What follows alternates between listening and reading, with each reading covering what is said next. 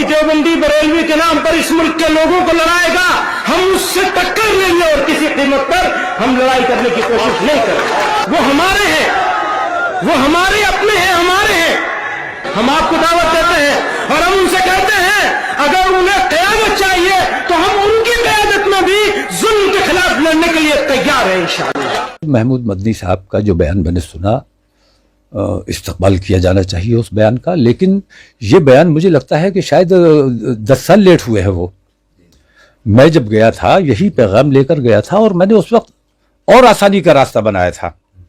मैंने ये नहीं कहा था कि आपसे जो हमारे इख्तिलाफात हैं वो ख़त्म कर लीजिए। मैंने ये कहा था कि आप अपने मसलक पे, मैं अपने मसलक में किसी किस्म का खलतमल्त नहीं होना चाहिए। आइए आपको सुनवाते हैं कि मौलाना तौक़ीर रज़ा खान ने महमूद मदनी के बयान पर किस तरह से प्रतिक्रिया दी है और उन्होंने क्या तरीक़ा बताया है कि दोनों मसलकों के बीच मामलात या ताल्लुकात सुखद। वालों को क़यादत का कोई शौक़ नहीं है। बरेली वाले जो सही बात होती है वो कहने का उनका उसूल है और हमेशा सही और गलत में बरेली वालों ने फ़र्क किया है।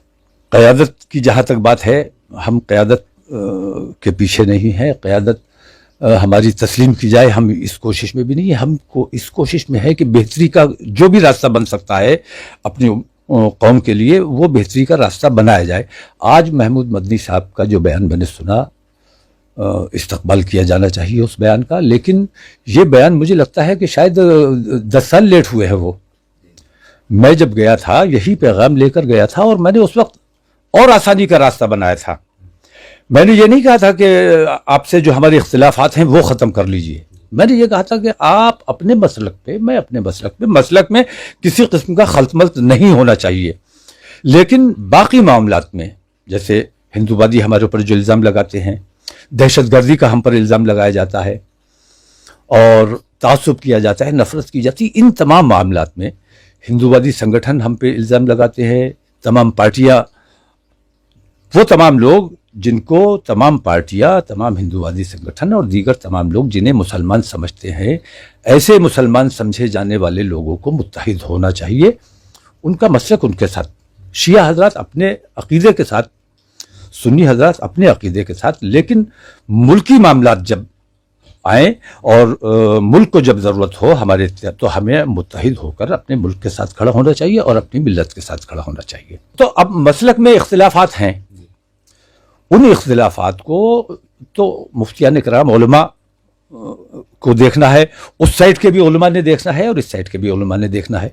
लेकिन उस वक्त अगर मेरी बात को इन लोगों ने समझ लिया होता, तवज्जो दी होती, मेरे साइड के लोगों ने भी उसकी संजीदगी को, उसकी अहमियत को, मेरे उस मकसद को नहीं समझा और उन लोगों ने भी अपने फ़ायदे और नुकसान की नीयत से, नज़र से उसे देखा, जिसका नुकसान ये हुआ कि भारतीय जनता पार्टी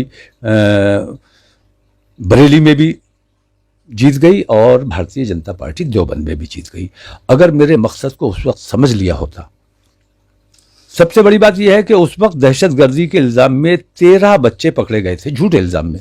उनमें एक बच्चा देवबंद का भी था।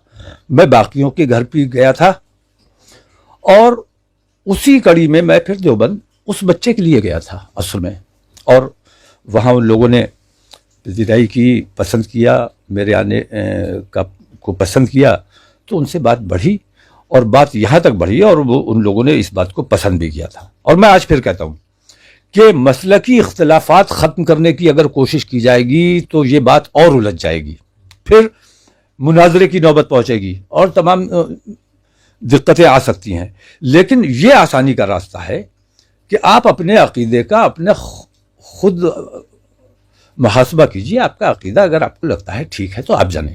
मैं अपने अक़ीदे पर पूरी तरह से कामज़न हूँ और अल्हम्दुलिल्लाह आला हज़रत ने जिसके लिए जो हुक्म सादिर किया है उस पर मेरा यकीन है, ईमान है, और मसलक आला हज़रत का मैं पूरी मुस्तैदी से और पूरी दिलजमी के साथ अपने मसलक पर कायम हूँ। और मैं तमाम लोगों से ये कहता हूँ कि अपने अक़ीदे पर संजीदगी से गौर करो। अगर तुम्हें लगता है कि तुम्हारा अक़ीदा दुरुस्त है तो तुम्हें मजबूती से उसे पकड़ के रखना चाहिए। मैं नहीं कहता कि हट जाइए, सही और गलत उलमा जाने।